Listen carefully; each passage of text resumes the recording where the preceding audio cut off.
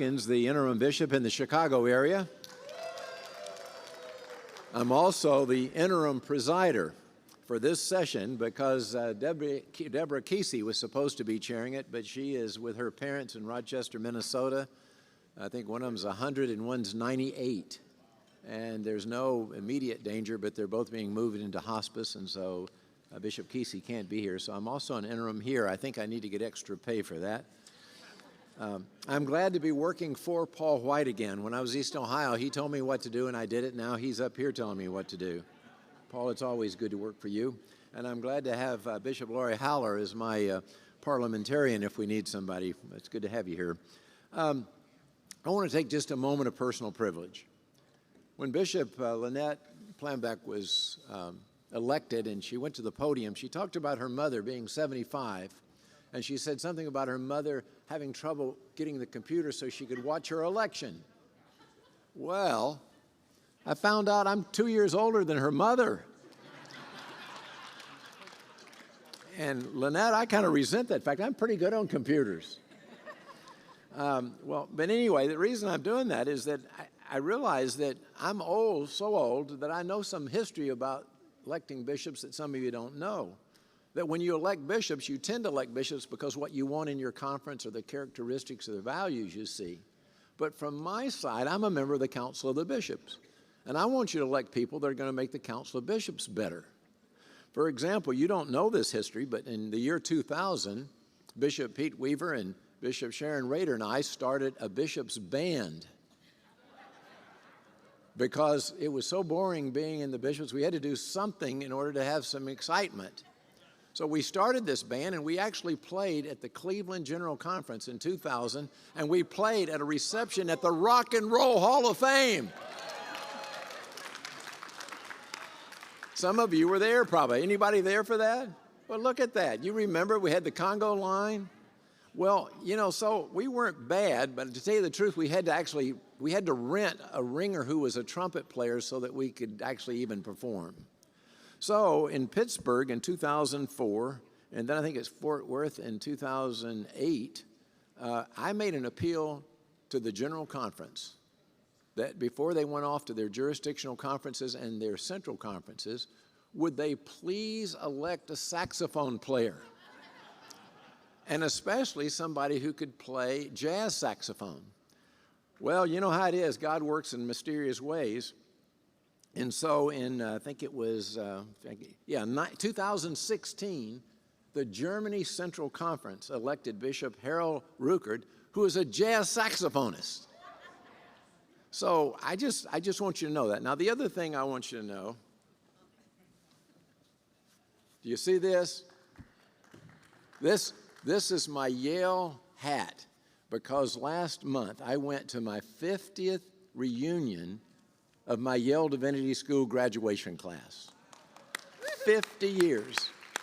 Now, you may not know this, but Lori's also a Yale Divinity School graduate along with her husband. The other thing you might know is that as soon as I retire again and she retires, there's not going to be anybody who's a graduate of Yale on the Council of Bishops. Now, this is serious. There's a long history going back to this Bishop Bill or William Cannon. Anybody hear about this guy? He actually was a professor and dean at this large school in Atlanta that's been funded by Coca-Cola for years. Yeah, but currently we have, there's 5 living alums of Yale Divinity School that are in the Council of Bishops, but Lori's the only one in I that are serving actively now. So we have Bishop Dick Wilkie, who wrote the Disciple Bible Study with his wife, and that's Rob Fuque's father-in-law, if you don't know. So he's retired. Then we have this Bishop, what's his name, Will Willimon, I think it is. He's from that school in North Carolina. It got all of its money from tobacco. You know. And then we have Jane Middleton. So there's only 5 of us, and we won't have him. Now, I didn't want to say this before we had the elections while they were going, but any musicians or Yale graduates that you can elect next time would really help the Council of Bishops. And one last thing. We don't have a lot in the pipeline. The only person I know in the pipeline in this jurisdiction right now is a Matt Lafferty. But everybody that knows Matt, they say that he spends more time with cardinals and the Pope than he does his own bishops. So I just wanted to set the record straight that we can use your help. It is true that the Council of Bishops is the place that newly elected bishops hold their membership. These people have left their annual conferences and now are part of this new family. And the family is more than just the things we do in presiding. It's our life together with our families. And so we're grateful for the wonderful people that you've provided for us in these elections. Let's turn now to the Committee on Nominations. Do you have those reports before you? Oh, microphone number 3. Can you? Russ Abel, Indiana. Bishop, I rise to just request a brief moment of privilege. We're excited in Indiana to have supported Dr. Elise Fulbright, and I wonder if she might have an opportunity just to speak a couple of words. Thank you, Russ. Definitely. Elise, can you take microphone number 3, please? Thank you, Bishop, and thank you, body, for the opportunity to be able to be considered as a candidate for the episcopacy. It has been quite an experience to be here, and I am grateful for the opportunity to be heard, to be seen, and to also to hear some of the concerns for our church. I am still committed to the United Methodist Church. I get the opportunity of continuing to serve on the Committee on Episcopacy, and I am still here serving faithfully to see about the means of making disciples of Jesus Christ for the transformation of the world. So thank you, NCJ, for the opportunity to serve. Thank you so much, Elise.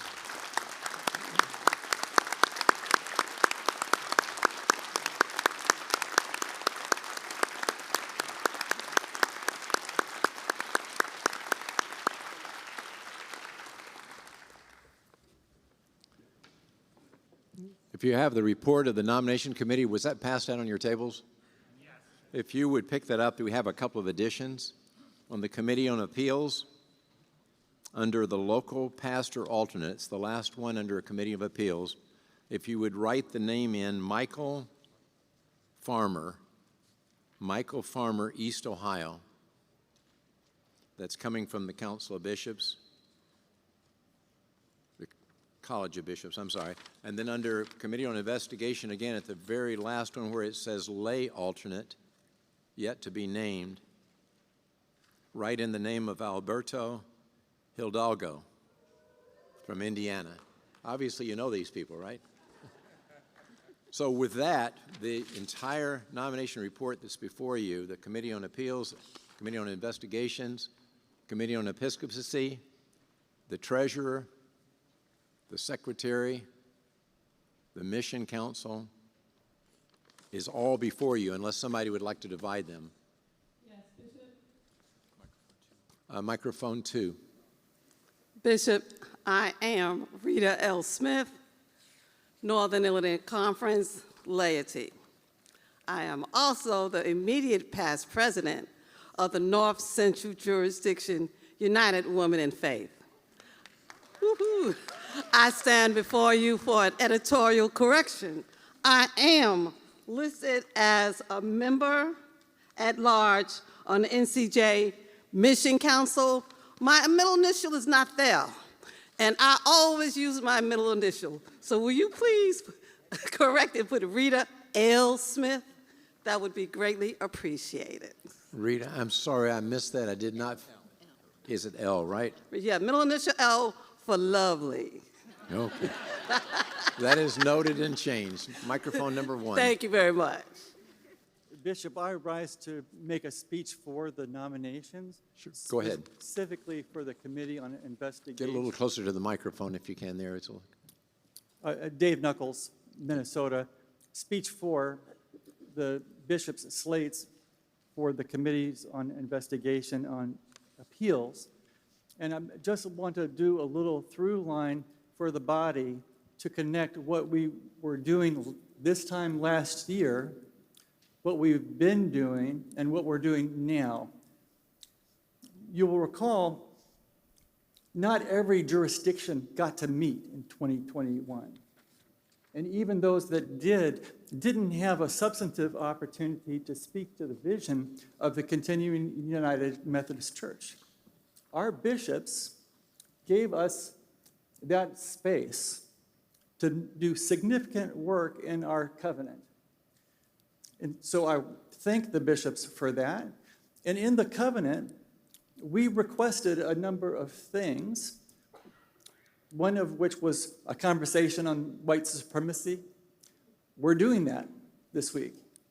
Another is a conversation on homophobia. We're doing that this week. This is a partnership that we have with our bishops.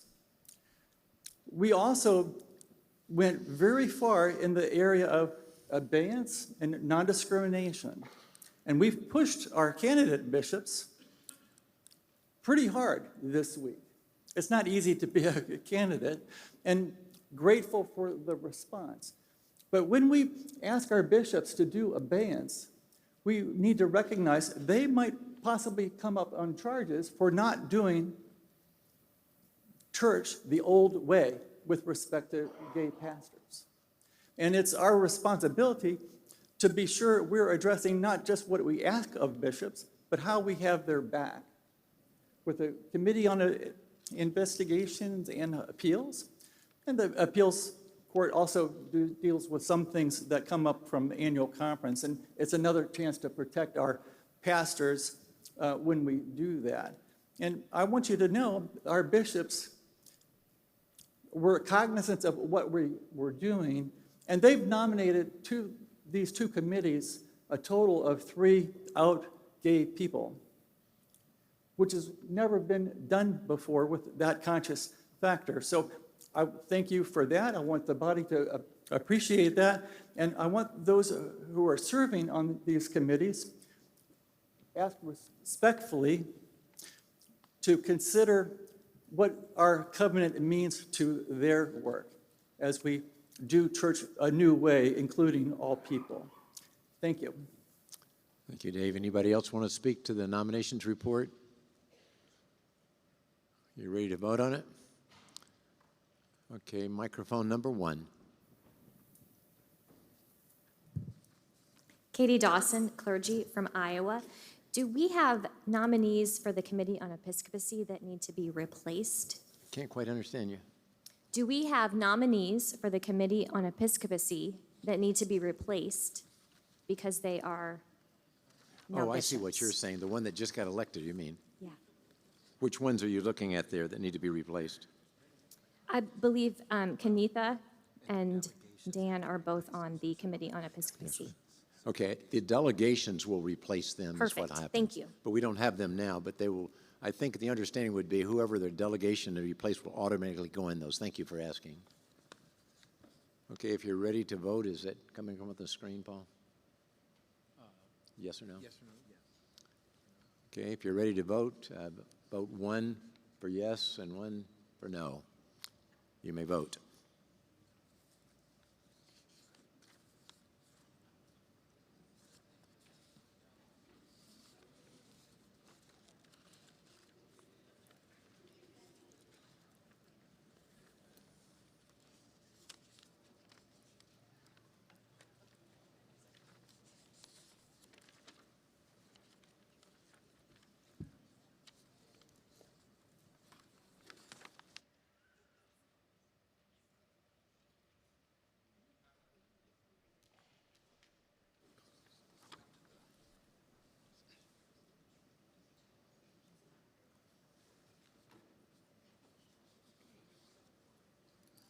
Okay, the motion has been passed and the nomination has been approved.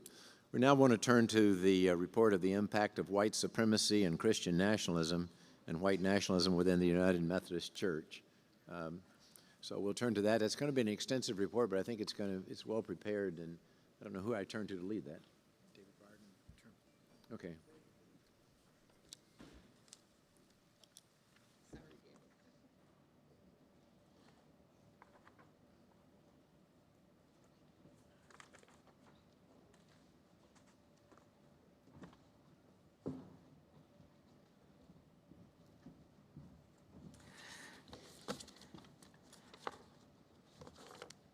My apologies for not being as prompt as I should have been. Friends, we do not have as as much time as we had planned for this, this moment. Kind of a thing going on today. We had thought we were going to have 2 hours to help lead us together in a conversation about white nationalism, white supremacy. At 4 o'clock, we are moving to the celebration of retirees. So we're going to condense some things, but Bishop Trimble and I are going to offer a few brief words. Then we're going to move into a time where we show a couple of video clips and give the conversation back to all of you. And when we say all of you, that means all of you. It's not just in the bar, but we're going to ask you to find folks, move your chairs around, circle around, and talk about some of what we asked you to do ahead of time, read, think, watch, and the video clips we'll have here. And so we'll take care of that in a moment. But I want to just start with a couple of words. I am an elder and a bishop in the United Methodist Church, a church which has made the following statements. Racism manifested as sin plagues and hinders our relationships with Christ inasmuch as it is antithetical to the gospel itself. We recognize racism as sin and affirm the ultimate and temporal worth of all persons. We challenge individual white persons to confess their participation in the sin of racism and repent for past and current racist practices. In the very first chapter of our scriptures, we read, "And God created the human in God's image." Paul in the New Testament writes, "There's no longer Jew or Greek, slave or free. There's no longer male or female, for all of you are one in Christ Jesus." Later, Paul testifies to a Jesus Christ who is working to break down dividing walls. I engage in the work of dismantling racism and in identifying those elements in our culture which retain deep veins of racism and racialized thinking because I am a United Methodist and I am a Christian. In a moment, Bishop Trimble will be talking a bit more about theology. I also engage in this work because of my own background. Duluth, Minnesota is my hometown. It's where I was born, where I attended high school and college. It was where I was married, and it was the last community in which I served as a pastor before being elected a bishop. In June of 1920, 6 African-American men working in a traveling circus were arrested for suspicion of rape and robbery of a 19-year-old white woman. A physician examining the woman found no evidence of rape or assault. On the evening of June 15, 1920, a mob descended on the city jail, used heavy timbers, bricks, and rails to break down the doors and windows to extract the 6 black men. 3 of them, Elias Clayton, Elmer Jackson, and Isaac McGee, were, quote, tried, convicted, beaten, and lynched. There is a postcard photo of a mob of white men surrounding 3 dead black bodies, and it's not hard to find online. It is a haunting image and a haunting story. When I was in the 6th grade, I took a summer school class on Duluth history. I did not hear this story then. I only learned it later as an adult. I did not hear in that class how United States Steel would pit black workers against white workers in their labor negotiations in their Duluth plant. By the way, following the Duluth lynching, the state of Minnesota passed an anti-lynching law in 1921. The United States Congress passed a federal anti-lynching law this year, its first ever. I was never asked why it might be that in my graduating class at Duluth East High School of 535 students, there was only a small number of non-white students. This is some of my history. It's what drives me to this work. Among our greatest failings in my mind is our failure to plumb the depths of racism, to think more deeply. Sometimes we think of racism only in terms of the most egregious racial prejudices, and we imagine that because we have, or at least it seemed we had, culturally relegated racial slurs to aberrant and abhorrent behavior, we've made significant progress in dealing with racism. It is progress, but it is much less than we imagine. And virulent forms of racism are emerging predominantly in our society, along with anti-Semitism. If we grew up in the United States, we have been affected by, touched by racialized thinking. We may not wish to be so influenced, but it is there, and it takes work to disentangle our psyches from that racialized thinking. It's morally problematic when we fail to engage in self-examination and seek to free ourselves from the influence of the racialized thinking into which we have been socialized, to examine how deeply racialized thinking has tentacles reaching into our own psyches and souls. And it's morally problematic when we fail to look at how systemically racism is woven in to our social fabric and policies.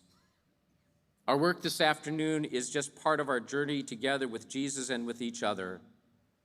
You have presented to you some working definitions. Bishop Trimble is going to offer some theological perspective. We have a couple of video segments, and then we're going to ask you to have conversations together as a group. And the last part of our presentation, you will hear from a couple of leaders in our conference about what some of our conferences are doing to address racism. I want to make sure we have enough time for that conversation and extend that. So I'm not going to read through all the definitions you have in front of you. I just want to say a word about why I did that definitional work for us. It's helpful, I think, to have definitions before us, to have some agreed upon sense of our shared territory. I will say a word about a couple of the phrases. But I also want us to acknowledge that the definitions of some of these key terms are not written in stone. And part of our ongoing conversation together is to continue to offer better definitions while also not making coming up with a perfect definition the most important thing we do. Racism. You see a couple of definitions there. Racism is about ideas and power, about advantages and disadvantages. Racism is affected where people could live in such phenomena as redlining, where they could feel safe, in such places as sundown towns, if they could vote, how they could vote, whether they would benefit from the same GI benefits as other people. Many GI benefits in the GI Bill were for whites only. Racism has affected schooling. It's affected where highways were built. If you ever want to know something interesting about some of our bigger cities and how the freeway got to be just where it was, it's interesting history. Most often they were built in neighborhoods peopled by non-white folks. You don't need to look very hard to find how racialized thinking and power differences have entwined and impacted our society. White supremacy, real quick, white supremacy has been and continues to be the most repressed truth in American history. That from a book on the psychology of Christian nationalism. It's important to note, I think, that whiteness has had some elasticity in our history. It's also come with privileges. The Naturalization Act of 1790 limited naturalization to free white persons of good character. Christian nationalism. I want to make one distinction here. You've got some more definitions there, but it's important to distinguish Christian nationalism from being a patriotic citizen and a Christian. Distinctions and nuances here are critically important. One can love and care about one's country and its foundational constitutional principles as a Christian without being a Christian nationalist. One can want to see one's faith-based values be part of public conversation and public policy without being a Christian nationalist. But given some of the recent news stories about the rise of anti-Semitism, it's also important to note that Americans who strongly embrace Christian nationalism, in addition to buying into white supremacy, subscribe to anti-Semitism.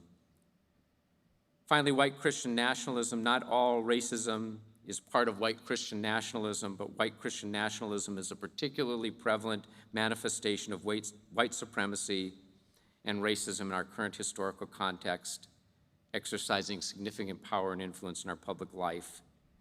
Earlier this morning, Bishop Malone referred to something like this quote from James Baldwin. Here's another one. Not everything that is faced can be changed, but nothing can be changed until it is faced. And that's part of our conversation and task this afternoon, to begin to face some of our history so that we can bring our faith to creating that more beloved community in spite of some of our history. Bishop Trimble.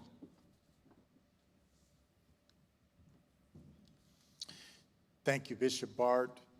Julius Trimble, the resident bishop of the Indiana Conference. I'm the fourth of 6 children born to John and Mary Bell Trimble of Montgomery, Alabama.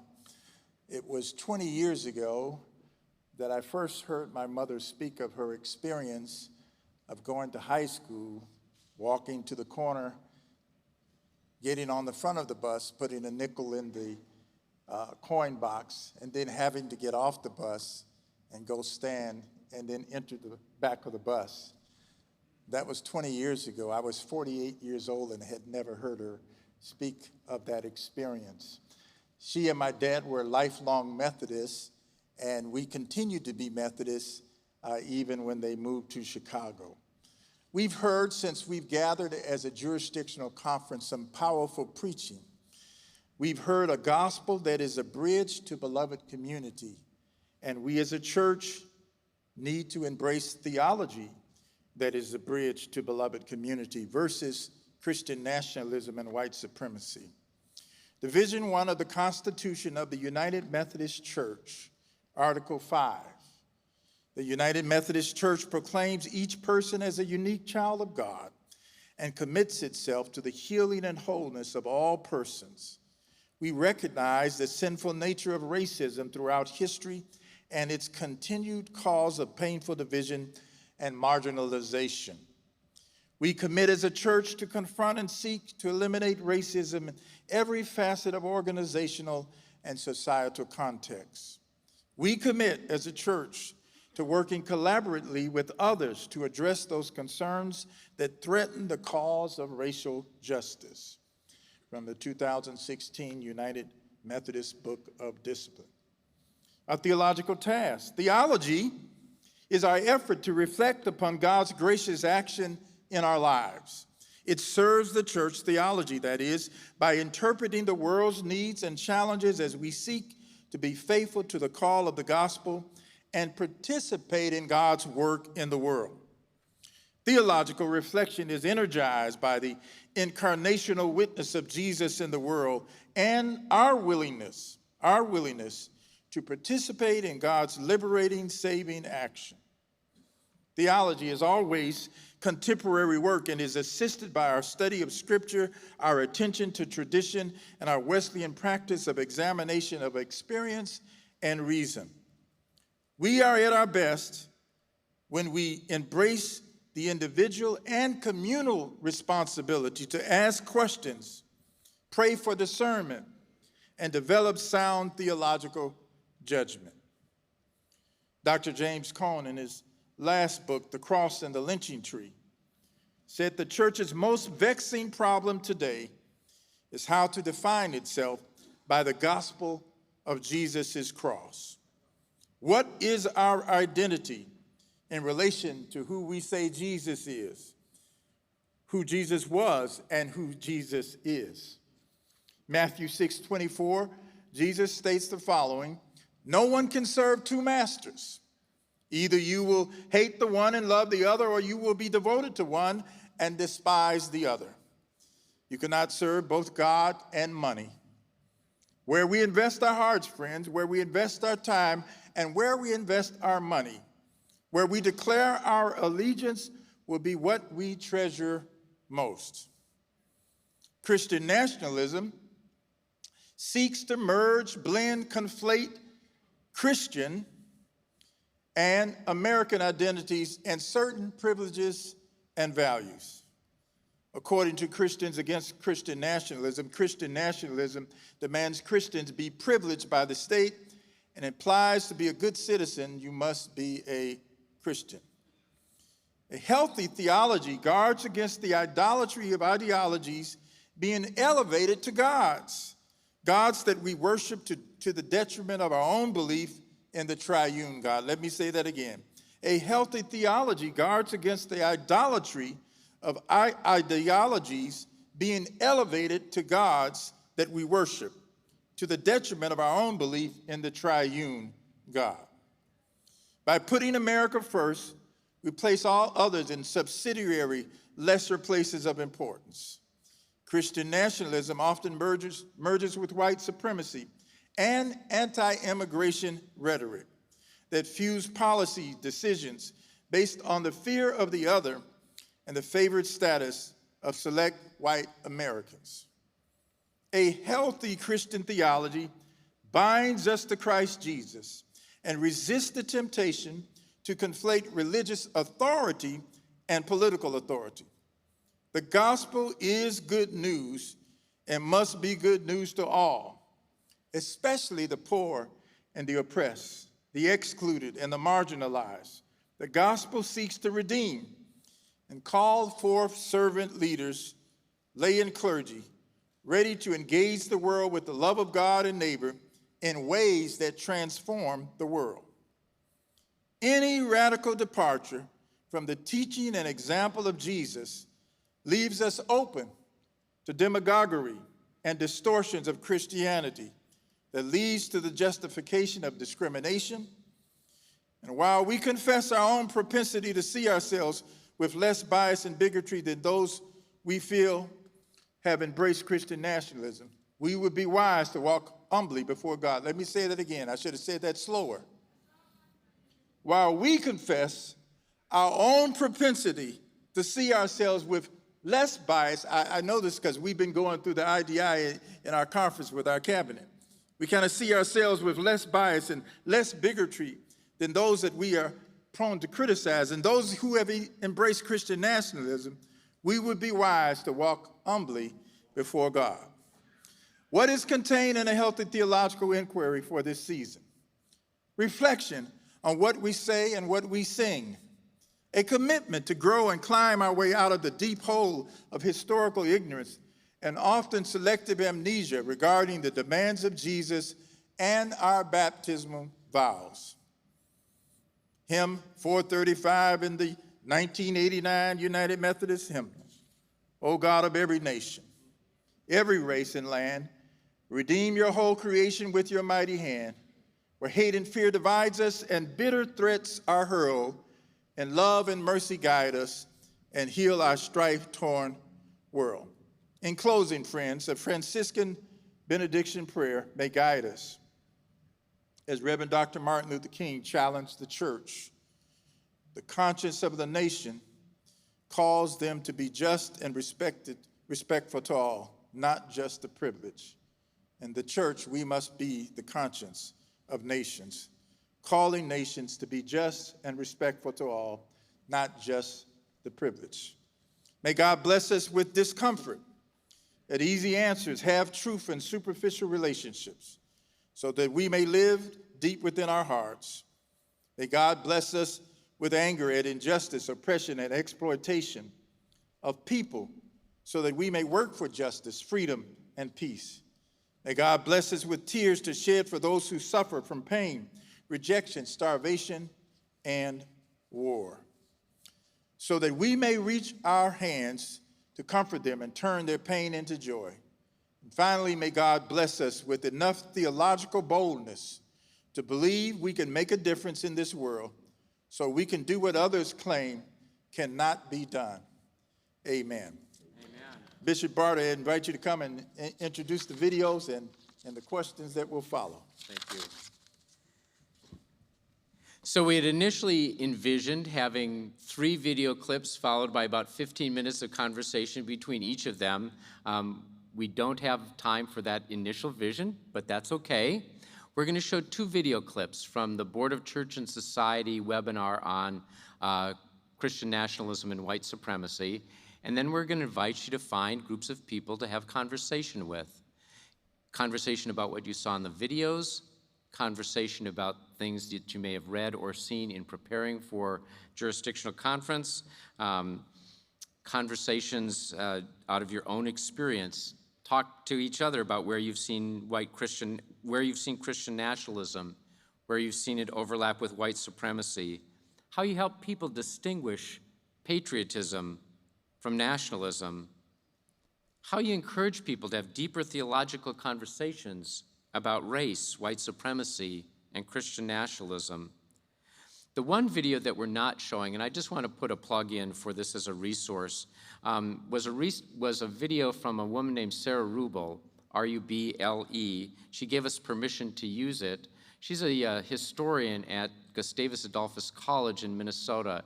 She did an 8-part video series. The videos are about a half an hour apiece about the history of race in the United States and its intersection with religion.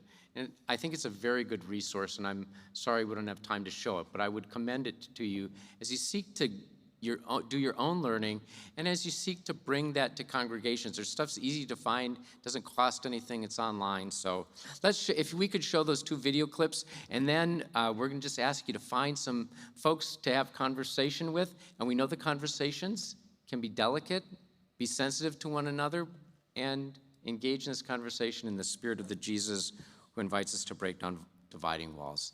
Thank you.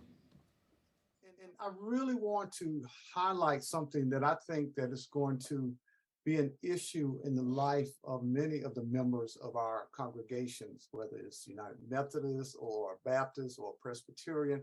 It's your conversation on the placement of the flag in the sanctuary. I mean, that really has been an issue with me since my ordination. And I still remember when I was talking with the pastoral nominating committee, and I knew that the church had a flag in the sanctuary. And I asked them, I said, well, you know, I'm going to share with you, that's going to be an issue with me. And of course, they sidestepped, said, well, you're going to have to talk with the session about that, which is our governing body. We're just here to hire a pastor. But I do think that's an example that you really hit upon. And I still remember after 9/11, I was riding in North Carolina, and a church had placed a flag over the entrance of the church so that every member of the church had to walk under the American flag to enter into the church. And so I think this is something that we have accepted because we see it all the time. There are no questions, there are no theological questions from even the clergy asking, what's the relationship between the flag and the cross? Could you say a little more about that, about how we have just, you know, we have fallen in line with this, and not even when we see the flag, it really doesn't register any disturbance with us at all. Yeah. And, you know, I use that in presentations, and it always generates the most conversation in the chat whenever I put it up there, because I think so many people have that personal experience of seeing the flag or of trying to remove it. I saw on Twitter one time, I think it was Andrew Whitehead posted, here's a great test for Christian nationalism in your congregation. Try to remove the American flag and see what happens next. Right? And that's because how Christian nationalism has gotten so embedded in our culture is because we have gone a long time without questioning some of these assumptions. And so that's really what we're trying to do at Christians Against Christian Nationalism, is to engage first in some self-reflection. Why is it so important to us to have this symbol at the front of the congregation? You know, I've heard from some communities, particularly churches who serve more immigrant communities, that that's an important sign of belonging for them, actually, to claim the American flag for themselves, that perhaps they have fled a totalitarian regime somewhere else, and they are proud to be able to freely worship. And they want to show that. So that's an example of something that, again, I think it can be very personal to each congregation to why that's an important symbol for their congregation. But I think that the vast majority of congregations haven't had this kind of reflection and haven't thought about, well, what is the history? When did that first go up there? What are we really worshiping here? And these are, like I said, theological questions that I think are worthy of our thoughtful consideration in a community of love and support, which our churches hopefully are. That if we can't have these conversations in church, where can we have them?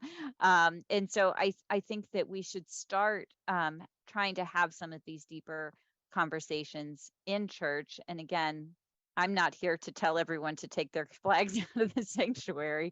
I'm just asking you to have a conversation. At the Christians Against Christian Nationalism Project, we use this statement, that Christian nationalism often overlaps with and provides cover for white supremacy and racial subjugation. That's because Christian nationalism creates and perpetuates a sense of cultural belonging that is limited to the people who were included in the founding of the United States. That is, native-born white Christians, right? That this sense that who really counts as an American has to be dated back to those who were included at the beginning. Again, Christian nationalism operates like racism, that it's pervasive, that it's part of our history in a way that it's very difficult to extricate it completely from the American experience. That poll that I just mentioned from the University of Maryland, they also found that in polling for support for declaring the United States a Christian nation, they found that that was high, with those who wanted it declared a Christian nation, that was highly correlated with what they called white grievance. That the white respondents who say that members of their race have faced more discrimination than others are more likely to embrace Christian nationalism. And that's because Christian nationalism both creates and perpetuates this sense of an us versus them mentality. It's also because this Christian nation myth which goes back to our founding, right? Which of course included slavery. It imbues this sense of God's favor being placed on slavery and racial violence and segregation. And so the language of Christian nationalism is a more coded way to that covers for more explicitly racist language. We also see the emergence of white Christian nationalism when we have these emerging fights at the local level about teaching about slavery and racism in our public schools. We see that there are groups that would much rather teach the Christian nation myth of history than a more candid accounting of American history.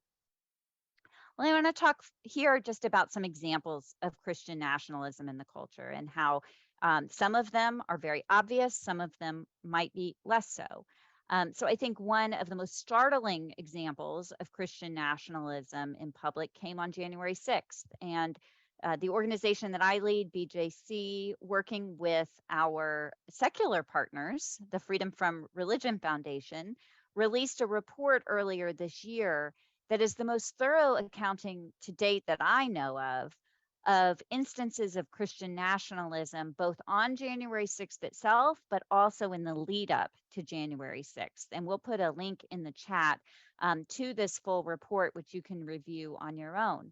But the takeaway that I would share here today, and this is something that has gotten the attention of the January 6th committees, as well as members of the media who have been reporting on the study of January 6th, is that we can't explain what happened alone based on Christian nationalism. That's not the argument.